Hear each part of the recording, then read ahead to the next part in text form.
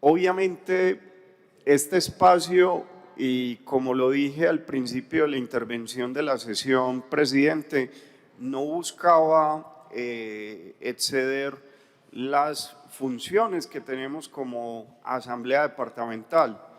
Este espacio busca es que logremos y busquemos concertaciones. Estos son espacios democráticos. La democracia en estos más de 200 años de historia constitucional que tenemos en Colombia se han basado precisamente en este tipo de espacios como escenarios democráticos.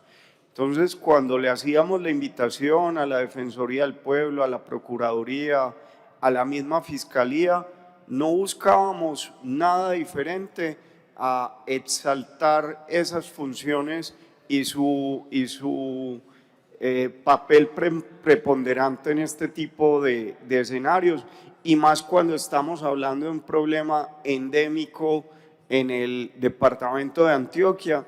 Y quizás, como lo dejé claro, una de las primeras conclusiones que debemos de dejar de este debate es que hoy el departamento que más vive el flagelo del reclutamiento forzado es el departamento de Antioquia, por encima de otros departamentos que tienen hoy unas situaciones de seguridad bastante complicadas y donde se vienen presentando también elementos que llevan a un conflicto lamentable y que de alguna manera genera dificultades para todos como sociedad. Yo creo que en medio de este debate obviamente tenemos que rescatar la parte constitucional. Nuestra Constitución es muy clara, la Constitución del 91, que habla de un Estado social de derecho, donde se debe defender los derechos de la población, y específicamente el artículo 44 de la Constitución, y por eso lo quiero resaltar en medio de este debate, habla de los derechos fundamentales de los niños, las niñas y por supuesto los adolescentes. Partir de que habla del derecho a la vida, del derecho a la integridad física, a la salud, a la seguridad social, la alimentación equilibrada, su nombre y nacionalidad, tener una familia, no ser separados de ella, el cuidado y amor, la educación, la cultura, la recreación y la libre expresión de su opinión. Cuando un niño, una niña o un adolescente reclutado por estos grupos está perdiendo fundamentalmente este derecho, esta parte de derechos fundamentales que están planteados desde el artículo 44 de la Constitución, y eso es muy lamentable.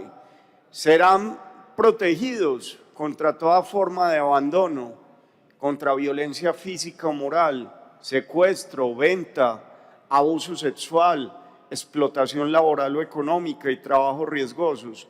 Gozarán también de los demás derechos consagrados en la Constitución. Y aquí todos como institucionalidad debemos garantizar mínimamente los derechos de la población.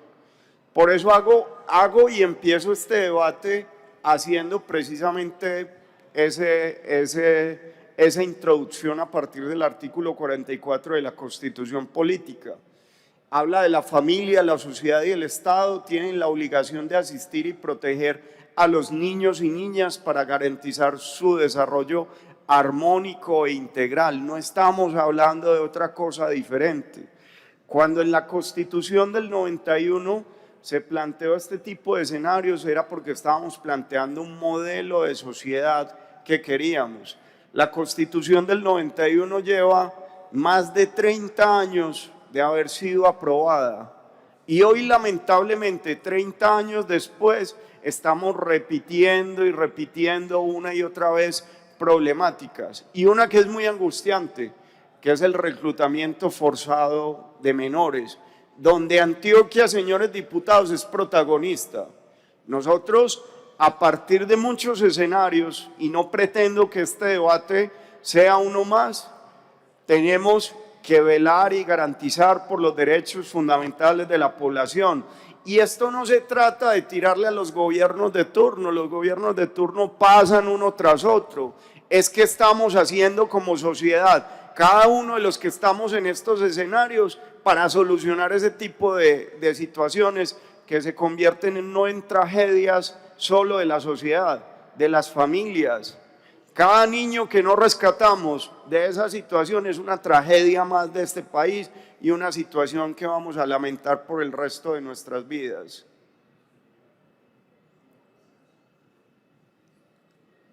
¿Cuál es la realidad del día de hoy? Y en esto estuvimos investigando bastante y creo que el mismo debate nos plantea retos, y agradecerle al coronel Carlos Andrés que se quedó para escucharnos a los diputados. Este es un buen estreno como comandante de la policía de Antioquia. ¿Cuáles son las realidades? La realidad es que en medio de este debate, de lo que hemos escuchado, de las instituciones que no vinieron, que plantearon unas estadísticas, de las instituciones que vinieron, no tenemos una realidad clara de precisamente el reclutamiento forzado. Es decir, las cifras no coinciden por ningún lado, ni siquiera a nivel nacional. Que eso tiene que ver con el tema de las denuncias, claro que tiene que ver con el tema de las denuncias. ¿Y qué estamos haciendo para ir más allá en tener realidades? Yo soy profesional del área social. Como trabajador social, lo primero que uno debe de buscar para buscar una solución es entender el problema, comprenderlo y aceptarlo. Aquí no, si no tenemos cifras, no estamos ni entendiendo el problema, ni lo estamos, digamos que puede haber una aceptación, pero no tenemos cifras para entender la realidad de lo que estamos viviendo y contra lo que tenemos que trabajar. Yo le decía al principio del debate, ¿cuál es la cifra de reclutamiento forzado en la ciudad de Medellín y en el Valle de la Aburrá? Aquí también hay reclutamiento forzado. Reclutamiento forzado no es simplemente el muchacho que sacan de su hogar y se lo llevan. Reclutamiento también es cuando las bandas delincuenciales utilizan menores de edad, así estén dentro de su entorno familiar, para hacer sus actividades y demás, porque lo están llevando a otras actividades fuera de sus voluntades y demás. Por ejemplo, en la ciudad de Medellín, para que lo tengamos claros, de los pocos temas que logré alcanzar a recoger para este importante debate, se cree que en 1996 las milicias urbanas que estaban integradas en un 85% por menores de edad en la ciudad de Medellín. ¿Esa cifra ha cambiado, no ha cambiado? ¿Qué cifras podemos tener al respecto? Algunas de las cifras que logra uno buscar para entender que hay diferentes cifras en el tema de reclutamiento forzado en el país. Por ejemplo, estas cifras, UNICEF en el 2002 hablaba de entre 6.000 y 7.000 menores. Human Rights Watch en el 2003 hablaba de más de 11.000.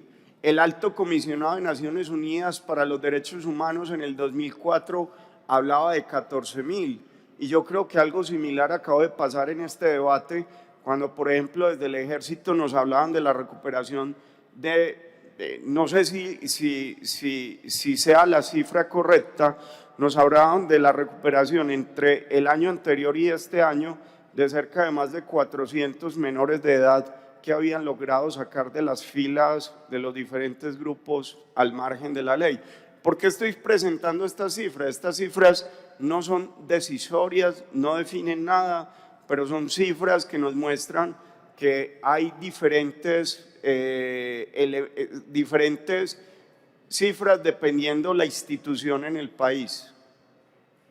Algunos de los trabajos desarrollados por los menores reclutados tienen que ver con ser informantes o campaneros, tienen que ver con ser combatientes, tienen que ver con ser cocineros, tienen que ver con labores de inteligencia, tienen que ver con mensajería, tienen que ver con volverse en escudos humanos frente a las acciones legales de las instituciones como la policía, la fiscalía, el mismo ejército. Para las niñas, inclusive, se vuelve un tema mucho más aberrante, diría yo, el tema de la esclavitud sexual en las niñas, y no solo las niñas, porque los niños también lo están viviendo, nos debería tocar como sociedad, nos debería estremecer. Ahorita que estamos hablando tanto de programas desde el tema de género y demás, nos debería aterrar que las niñas y los niños sean instrumentalizados como objetos sexuales. Eso de por sí ya es una aberración que está demostrando cosas como sociedad muy delicadas y muy lamentables. Obviamente existen responsabilidades y acá voy a… Diputado, el coronel Martínez se retira a cumplir un compromiso de su agenda, bien, coronel, pero deja en la sesión al mayor Rubio, quien estará muy atento, digamos, a las preguntas e inquietudes de los diputados. Responsabilidad del Estado. Acá la hemos visto en muchas de las exposiciones. Todos tienen acciones. Todos nos trajeron una serie de elementos donde nos citan cuál es su trabajo a diario. Pero acá hay que buscar una mayor articulación de todos, una mayor articulación entre las diferentes instancias, obviamente entendiendo las responsabilidades de cada uno, pero esas responsabilidades no nos pueden alejar ni excluir a todo de lo que tenemos que ser. Definitivamente, frente al reclutamiento forzado, otra de las conclusiones de este debate, que Antioquia es el departamento más afectado, es que las acciones que hoy estamos emprendiendo no han llevado a cerrar este flagelo, es decir, no hemos sido efectivos. Todos hacemos cosas, sí, todos estamos en búsqueda de que ese flagelo no se dé, sí, pero esto se ha vuelto cíclico en el país.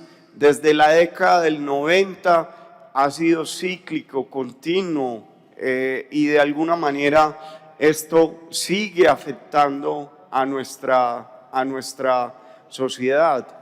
Tenemos unas responsabilidades constitucionales como Estado que no se han cumplido frente al reclutamiento forzado. De aquí salen algunos datos que han venido apareciendo en medios de prensa. El reclutamiento de menores aumentó en Antioquia, según la Defensoría. De hecho, uno de los datos es que en los primeros 4 meses de este año, comparados con el año anterior, subió el reclutamiento forzado en Antioquia un 20%. Esa es una de las estadísticas del año 2022 frente al año 2023. Si ese porcentaje, dicho en porcentaje, fuera simplemente porcentaje, listo, pero hay cifras que nos demuestran que así sea un solo caso el que haya aumentado, ya es una tragedia para una familia, es una tragedia para la sociedad. Tenemos, en vez de aumentar, que rebajar esos datos. Algunos lo mencionaron ahorita, pero estos son datos del informe de la Defensoría del Pueblo, que advirtió que este año se han reportado 12 casos. Obviamente, cuando uno escucha los temas de fiscalía, de policía, de ejército y demás, ve que hay datos que de pronto no coinciden, ya sea porque se denuncian, porque no se denuncian, por la forma como se recogen los datos. Este es el tema del cual, se me pasó, perdón, este es el tema del cual acabé de hablar, que se habla que en los primeros 4 meses, estamos hablando de información muy reciente, estos son datos que también mencionaron ahorita, pero de pronto no se confirmó por parte de alguna de las autoridades, lo de que el ELN habría robado base de datos de los colegios en Antioquia, que al menos 12 menores estarían en riesgo de ser reclutados. Simplemente me estoy basando en algunos datos de prensa Esto son datos de un informe que entregó el Defensor del Pueblo, que habla de que el incremento de casos reportados es del 53.3% en el país, y habla precisamente de lo significativo de esos datos en Antioquia. Esto también lo dijo el Defensor del Pueblo en su informe. En Antioquia hemos emitido más de 34 alertas tempranas que destacan las situaciones relacionadas con el reclutamiento forzado. Y antes de la diapositiva anterior me voy a centrar en esta. Y no es que yo esté en contra de los procesos de paz, doctor Andrés, pero hay cifras que demuestran que no necesariamente los acuerdos de paz han disminuido el riesgo o las situaciones que tienen que ver con reclutamiento forzado. Se habla que después del acuerdo de paz, la Procuraduría General de la Nación, después del año 2016, viene hablando de una cifra post acuerdo de paz de 8.246 niños y niñas y adolescentes reclutados en el país, y habla de que en Antioquia hubo una cifra de 1.428 casos post acuerdo de paz. Estas cifras son de la Procuraduría General de la Nación, no estoy hablando de otra instancia diferente. De lo que alcancé a investigar, preparándonos precisamente para este debate, son cifras muy lamentables. 1.428 menores, después de firmado el acuerdo de paz en Antioquia, fueron reclutados.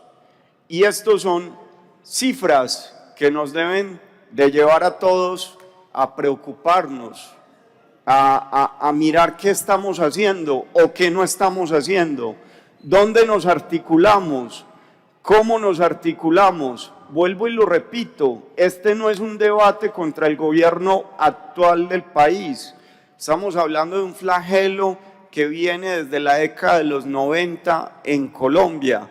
Han pasado muchos gobiernos, el de Duque, el de Santos, el de Uribe y posteriores a esos gobiernos.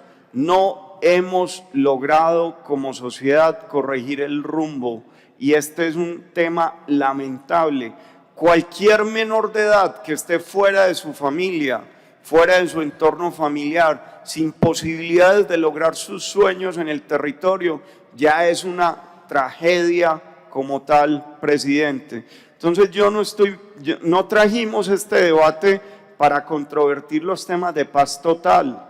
No trajimos este debate para controvertir el proceso de paz que se vivió con las FARC, pero también tengo claro que esos procesos de paz no son el tema de la paz, el tema del reclutamiento forzado, el tema de la violencia en el país, no dependen de los acuerdos de paz, dependen de generar justicia en la sociedad, dependen de que las víctimas realmente sean resarcidas. Hoy, más de 5 años después del proceso de paz con las FARC, ¿cuántos de los victimarios están en la cárcel? ¿Cuántos están pagando condena? ¿Cuántas víctimas han sido realmente resarcidas? ¿Cuánta verdad se ha construido real en el país? Y no hablemos simplemente de la Comisión de la Verdad. La verdad no debe ser mirada desde tu verdad, mi verdad. Debe ser mirada de nuestra verdad. Eso es lo que construye sociedad realmente. Pedirle a la institucionalidad que hagamos mayores esfuerzos, mayor presencia. Por ejemplo, ahorita, y con esto quiero concluir, nos hablaban de 706.320 millones invertidos en fortalecimiento de capacidades institucionales a la judicialización. Eso es una acción y obviamente hay que hacerlo, y si se dan vehículos y si se ponen abogados y demás, listo, esas son acciones muy puntuales. ¿Dónde está construido el gran proyecto de impacto que se debe generar en esto? Por eso le pido, señor presidente, que no dejemos esta sesión como un tema concluido y como un tema donde simplemente estamos hablando de cifras de una tragedia humanitaria que vive el país. Le pido que a partir de esta asamblea pues haya un pronunciamiento de la asamblea, de toda la asamblea como corporación, buscando precisamente que esta voz genere acciones contundentes.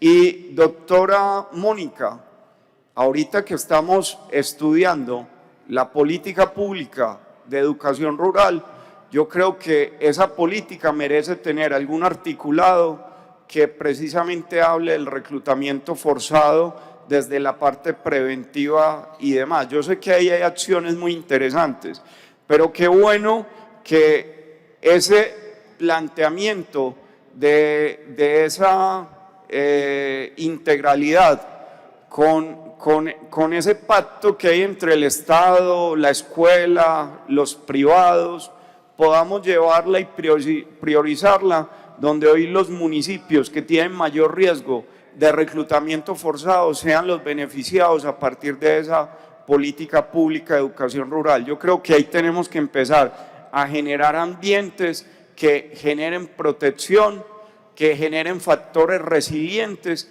que nos lleven a nosotros a cada vez prevenir más y ir tratando de disminuir el flagelo. Hoy la cifra lamentable es que aumentamos el reclutamiento forzado en Antioquia en este año.